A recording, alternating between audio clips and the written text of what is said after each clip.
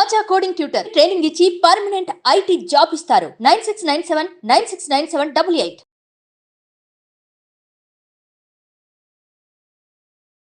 So చాలామంది money మంత్ర classes ఎప్పుడెప్పుడు ఎక్కడెక్కడ ఉంటాయని చెప్పేసి అడుగుతున్నారు కాబట్టి సో ఫస్ట్లీ మనీ మంత్ర క్లాసెస్ అయితే 26th January 2025 విశాఖపట్నంలో ఉంటుంది. 2nd February 2025 తిరుపతిలో ఉంటుంది. అండ్ 9th February 2025 రాజమండ్రిలో ఉంటుంది. అండ్ దాంతోపాటు 16th February 2025 బెంగళూరులో ఉంటుంది. అండ్ 2nd March 2025 విజయవాడలో ఉంటుంది.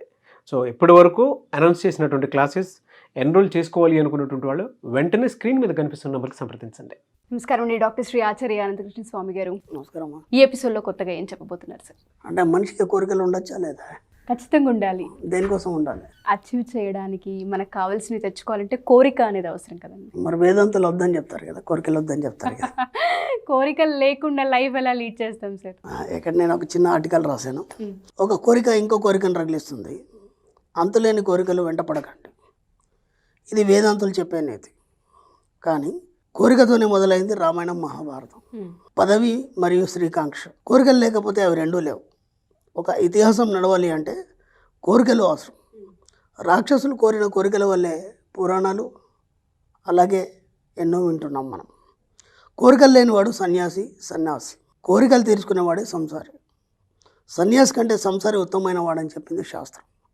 ఇప్పుడు మీరు సన్యాసం మిగిలిపోతారా, సంసారం మిగిలిపోతారా? సంసారిగానే మిగలాలి అనుకుంటారు అందరూ. ప్రేక్షకులకు చెప్తున్నాను, మీ ఇష్టం, నాకు సంబంధం లేదు. కోరిక ఎందుకు ఉండాలి? కోరిక ద్వారా ఏమవుతుంది? ఈ సృష్టి అనేది కూడా ఎలా మొదలైందంటే మనకి మొట్టమొదట శ్రీ మహావిష్ణువు తన నాభికంలోంచి బ్రహ్మను సృష్టించాడు. బ్రహ్మను సృష్టించిన తర్వాత బ్రహ్మకన్నాడు కదా, ఏమయ్యా సృష్టి తయారు చేయమన్నాడు. ఎలా చేయాలని అడిగాడు. ఫస్ట్ కోరిక ఎక్కడ జనించింది? శ్రీ మహావిష్ణువులో జనించింది. ఆ తర్వాత బ్రహ్మను సృష్టి చేయమన్నాడు. బ్రహ్మను సృష్టి చేయమన్న తర్వాత ఎలా చేయాలన్నాడు. నువ్వు తపస్సు చేస్తే నీకే అర్థమవుతుంది అన్నాడు. చాలా తపస్సు చేశాడు. చేసిన తర్వాత సనక సనందాదులు సృష్టించాడు.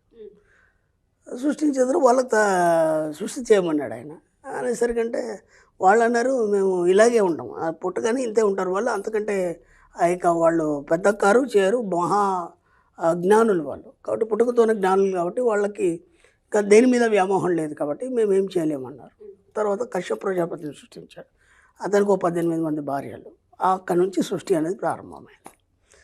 అక్కడి నుంచి సృష్టి ఎప్పుడైతే ప్రారంభమైందో ఒకటి మనకేంటంటే ఈ పురాణాలు, ఇతిహాసాలు ఇవన్నీ కూడా ప్రారంభమైనాయి. ఎందుకంటే ఒక్కొక్కరు కోరుకున్న కోరికల్ని బట్టి అవన్నీ కూడా మనకి ముందుకు వచ్చినాయి.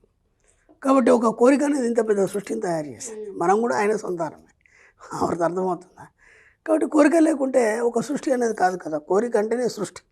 కాబట్టి మన సబ్జెక్ట్లో మనం ఏం చేస్తామంటే సృష్టి చేయడం అనేది జరుగుతుంది మన సబ్జెక్ట్లో. అంటే అందరు కోరికలు అని చెప్తారు, మనము సృష్టి చేస్తాం. సృష్టి ఎందుకు చేయాలంటే సృష్టి ఎప్పుడైతే చేస్తావో అది నిరంతరం కొనసాగుతూనే ఉంటుంది.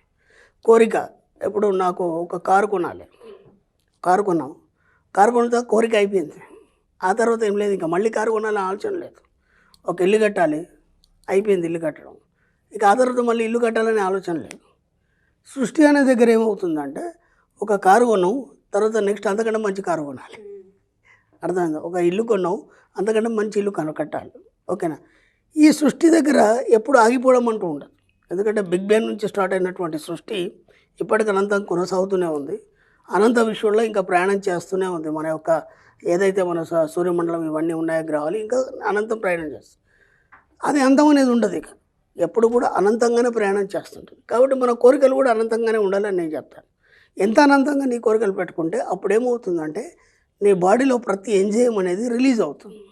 ఎంజైమ్ అంటే ఏంది? రసాలు ఊరడం. ఓకే, వాటిని మనం తెలుగు రసం, ఇంగ్లీష్లో ఎంజైమ్ అంటాం. ఎవడైతే రసాలు ఊరి ఉంటాడో వాడు రసికుడు. రసికుడికే ఇవన్నీ కావాలి. ఎవరికి ఉంటాయి కోరికలు? ఎవరికి ఉంటాయి ఆనందము? ఎవడు సంతోషాన్ని అనుభవిస్తాడు? ఒక అందమైన పువ్వును చూసి, లేదా ఒక పసుపాప నవ్వును చూసి ఎవడైతే ఆస్వాదిస్తాడో వాడే రసికుడు. అలాంటి వాడికి ఇవన్నీ కావాలి. కాబట్టి కోరికలు పెట్టుకోవడం తప్పులేదు కదా. ఎంత కోరికలు పెట్టుకుంటే అంతగా మీరు సాధించడం అనేది జరుగుతుంది. వీలైనంత మట్టి కోరికల్ని పెంచుకోండి. ఓకేనా? ఒక దగ్గర ఆగిపోదు. నేను గతంలో కూడా ఏం చెప్పానంటే, మీకు 10 లక్షలు అప్పు ఉంది, ఆ 10 లక్షల దగ్గర మీరు ఆగిపోయారు అనుకోండి, 20 లక్షలు సంపాదించలేరు. ఓకేనా? ఆ 10 లక్షలు కంప్లీట్ అవుతూ వస్తుంటే ఏమంటే మళ్ళీ మీరు ఏం చేయాలి, దాన్ని 20 లక్షలకు పెంచాలి. 20 లక్షలు అయిపోతూ కంప్లీట్ అవుతుంటే 50 లక్షలు పెంచాలి. తప్పేముంది? ఊరికి అనుకోవడంలో ఖర్చు లేదు కదా మరి. కాబట్టి ఇప్పుడు చెప్పండి, కోరికలు ఎంతవరకు అవసరం మనిషికి? చాలా అవసరం. కాబట్టి కోరికలతోనే జీవించండి. కోరిక అంటే సృష్టి, మన సబ్జెక్టులో సృష్టి. కాబట్టి ప్రతిదాన్ని సృష్టి చేయడానికి నీ యొక్క మనసు అనేది ఆలోచనతో కూడి ఉండాలి. ఎప్పుడు కూడా నిరంతరం కూడా ఆలోచనతో కూడి ఉండాలి. ఎక్కడ కూడా నువ్వు అయిపోవడానికి లేదు. ఎందుకంటే నిద్రలో కూడా నువ్వు కలలు కంటూనే ఉండాలి. నిద్రలో కూడా నువ్వు సృష్టి చేస్తూనే ఉండాలి. అర్థమవుతుందా? కాబట్టి ప్రతిసారి కూడా ఒక కోరికతో ఎక్కడ ఆగిపోకండి. కాబట్టి ఎవరికంటారు కళలంటే, ఎవరు కోరుకుంటారు ఇవన్నీ కోరికలంటే సంసారి మాత్రమే కోరుకుంటాడు. ఎందుకంటే ఇతనితోనే మొత్తం సృష్టి జరగాలి, ఇతనితోటే అన్ని విషయాలు జరగాలి. ఒక సన్యాసి వీడి మీద ఆధారపడి ఉంటాడు, సమాజం వీడి మీద ఆధారపడి ఉంటుంది, ప్రతిదీ వీడి మీద ఆధారం, ఒక వ్యాపారం వీడి మీద ఆధారపడి ఉంటుంది. కాబట్టి వీడు బాగా సంపాదించాలి. బాగా సంపాదించాలంటే బాగా సృష్టి చేయాలి, బాగా కోరికలు పెట్టుకోవాలి. ఆ ఆలోచనలో కోరికలు ఏవైతే ఉన్నాయో అనంతంగా ఎప్పుడైతే ఉంటాయో అప్పుడు నువ్వు సంపూర్ణ స్థితికి చేరుతావు. ఎప్పుడు చేరుతావు? కోరికలు అనంతంగా ఉన్నప్పుడే నువ్వు సంపూర్ణ స్థితికి చేరుతావు. ఏదో లిమిటెడ్గా పెట్టుకున్నావు అనుకోండి, అనంతం అనేది ఉండదు. అంటే పరిపూర్ణ స్థితి ఎప్పుడైతే వస్తుందో ఆ తర్వాత నువ్వు ఇచ్చే స్థితికి వెళ్ళిపోతావు. ఎప్పుడైతే నువ్వు లిమిట్ పెట్టుకుంటావో అడిగే స్థితిలో ఉంటావు. కాబట్టి వీలైనంత కోరికలు ఎక్కువ పెట్టుకోవడం వల్ల మనం ఇచ్చే స్థితికి వెళ్ళిపోవడం అనేది జరుగుతుంది. ఎవరేం చెప్పినా అయినద్దు, వీళ్ళు ఇవి కోరికలు మంచిది కాదు, మీకు అది ఇది అని ఎన్నో చెప్తుంటారు మనకి. అవన్నీ పక్కన పెట్టాడు. మన సబ్జెక్టులో వీలైనంత సృష్టి చేయాలి, కోరికలు పెట్టుకోవాలి, బాగా సంపాదించాలి, బాగా ఇవ్వాలి. ఎందుకంటే ఎంత సంపాదిస్తే అంత ఇస్తే మళ్ళీ అంతకు రెట్టింపు మన దగ్గరికి రావడం జరుగుతుంది. వీలైనంత సంపాదించండి, వీలైనంత సృష్టి చేయండి, వీలైనంత కోరికలు పెట్టుకోండి. కోరిక అనేది ఇంకొక కొత్త దాన్ని సృష్టించడానికి హెల్ప్ అవుతుందని చాలామందికి తెలియదు. అక్కడే ఆగిపోతుంటుంటాం.